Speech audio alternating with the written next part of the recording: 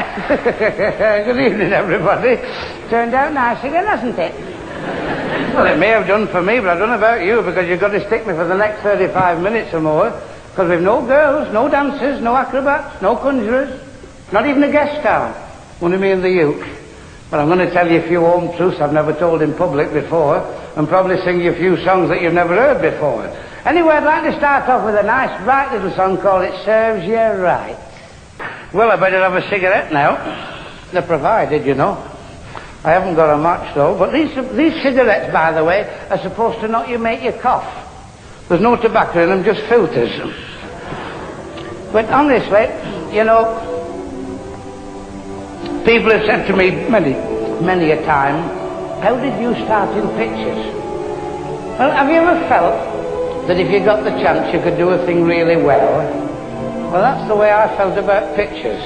And many years ago, I came down to London, and I even wrote my own script along with Beryl and a man called Arthur Mertz. And we went all round the studios. They'd never heard of George Formby. They didn't even want to hear about him. I went everywhere, but nobody wanted to know at all. So back up to the provinces I went, and we worked around for a long time, and I was playing in a place called Warrington, and a man called Johnny Blakely came round, and he said, I'd like to make pictures with you. I nearly grabbed his hand off. Anyway, he said, come up on Sunday and we'll talk it over. So we went up on the Sunday and we talked it over. And he said, yes, I'd like to make pictures, but I haven't got a story. I said, I have. And we brought out this little story that we'd written. It was called Boots, Boots. So the whole thing was settled. We came to London and we went to the film studios. Studios. One room over a garage in Albany Street. And when we wanted to start making the picture, we had to press a button so that they stopped the engines down below. Well, at the end of 14 days, we'd finished the picture, and it cost the large sum of £3,000. Well, then came the time to sell it. Nobody wanted to buy it. But it did get a world premiere in a place called Burslem. It did, you know, and I'll never forget, because I went up there, and it's strange as it may seem, it packed him out. When it was a lousy picture. Oh, it was so dark in places you had to strike matches to see it. The courting couples liked it, though. But at that time, Basil Dean, who was making a lot of very big pictures, he was going around the country trying to find out what the different salesmen wanted. And they said, we want George Formby pictures. He said, who's George Formby? He said, look through that window, and he saw a queue up right round the theatre looking at this Boots, Boots. So he got them to bring me down to Ealing Studios. I signed a 7-year contract, and that was the start of me making 22 films. And there again, strange as it may seem, every one was a success. But what I'm getting down to now is, I'd like to sing you a little song. Well, I carried on making pictures, you know, right the way through the 30s, and then along came 1939, and as you know, we had a bit of bother with a fella called Hitler. Well, I, like everybody else, I was called up and I went to take my medical. That was the biggest laugh I ever got in my life. When I stripped off, I never knew I had flat feet. And the doctor looked at me, and he gave me a shilling, and he gave me a card which said grade 4, I didn't even get in the first 3. And he said, you better go entertaining troops. So I went over every war front. I took Beryl with me, of course, and we went everywhere. Well, when I wasn't entertaining troops and making pictures, I was a home guard. I joined the home guard as a dispatch rider. Well, the funny part about it, my postman was always a dispatch rider as well, in the same unit, and he was a corporal. Now, through the week, he used to deliver the letters and say, good morning, sir, your letters. On a Sunday, he was the gaffer.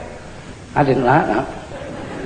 And our CO was the boss of a gentleman's outfitters in Blackpool, you see. So I went down, I said, hey, will you make me a uniform of officer's material? He said, yes. And I said, when you finish, will you put a couple of stripes on the sleeve for me? Well, he thought it was funny, but he put the stripes on, and the next Sunday morning I turned up as a fully fledged corporal dispatch rider. I bet I'm the only fellow that promoted myself. But that brings me to the next song, you see. Being in the Home Guard, I thought, well, this is a good idea for a song. So I wrote a song about the Home Guard. Well, now, folks, I'd like to be serious for a minute, if you don't mind. I've got a confession to make. When I was 7, I never went to school from then onwards. Nobody's fault, only my own. And it was a great handicap because I never learnt to read and write properly, you see. And the only bit of reading and writing I can do is what I picked up myself later on. I'm still a lousy speller, by the way.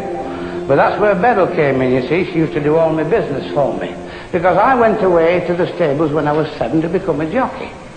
And I went down to Bishop Canning's. At the age of 10, I had my first mount in a race.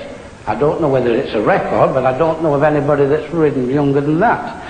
1915, the First World War broke out, and it stopped racing in England. So the trainer I was with, we went out to Ireland, and I rode there for 5 seasons till 1919.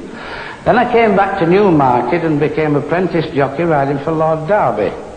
In 1920, I went up to Malton and had my last mount in a race on a course Old Chris. And there was me, old at 16.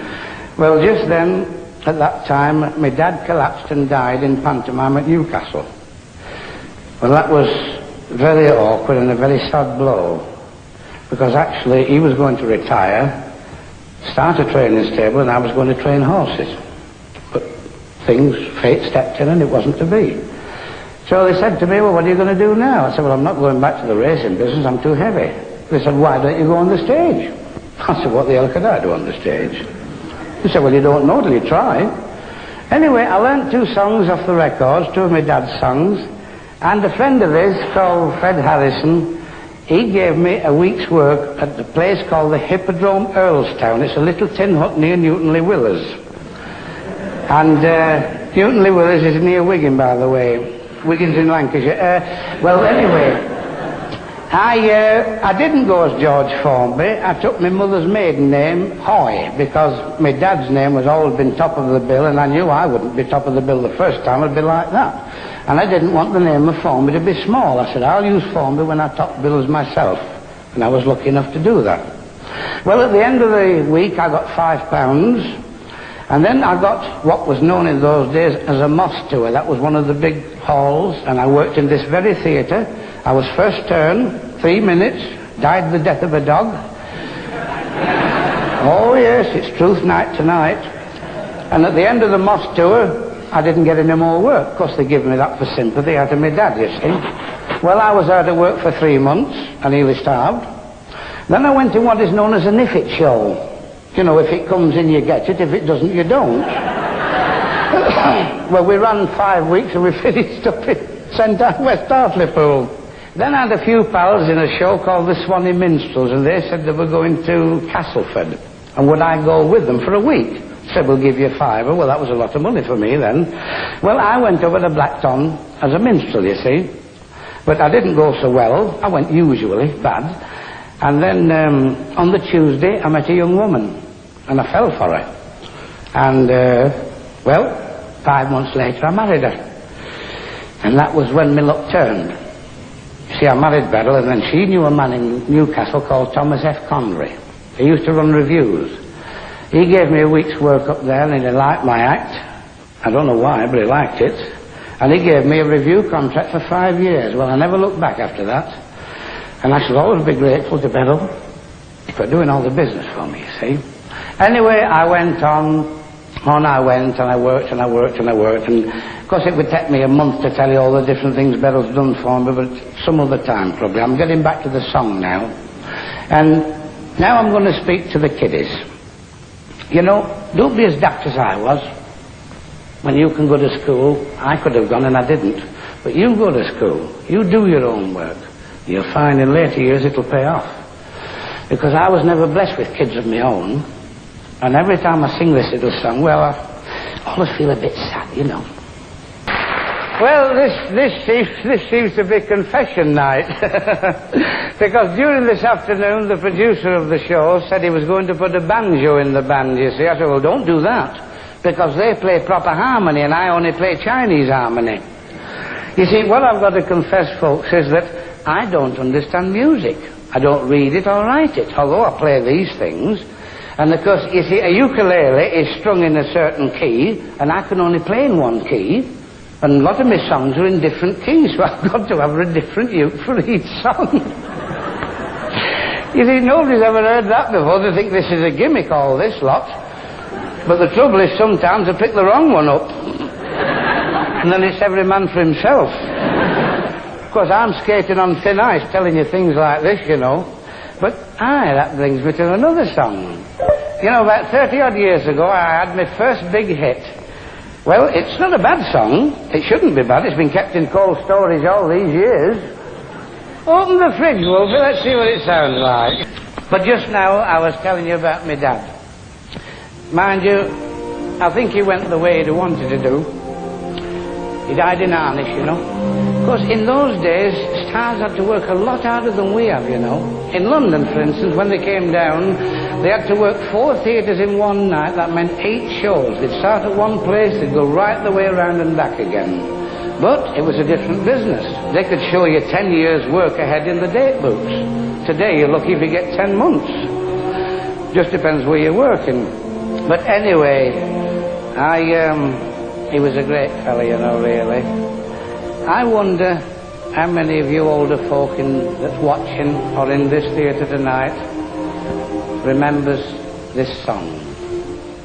That was my dad's voice, and he's been dead nearly 40 years now. And that record came out of the BBC library, and it was made exactly 53 years ago. Well, he certainly was a great star. I don't think I'll ever be as good as him. But then people say to me, how did you become a star? It's a daft question, isn't it? I mean, what do? We don't do anything. We don't become stars. You people make us stars. We wouldn't be any good without you. And any of our present stars today, if they ever believe anything different, they're crazy. I shall always be grateful to the public for what they've done for me. But now, we're getting to the end of the show, and I've worked all over the world, and wherever I've been, I've never been allowed to get off the stage without singing 3 songs. And I don't suppose it'll be any different tonight. Thank you very, very much, ladies and gentlemen. Well, that's the end of the show. And I do hope you've enjoyed it, because I have. You know, they say confession's good for the soul, don't they? And I've told you a lot of things that nobody's ever heard before. So don't go telling everybody when you get outside, will you? Because I'll look a right Charlie if you do that. But anyway, folks, if you'd like me back again, I've a lot more things to tell you about myself and about another 148 songs to sing. So now I'd just like to say 3 little words. Good night, good luck, and God bless.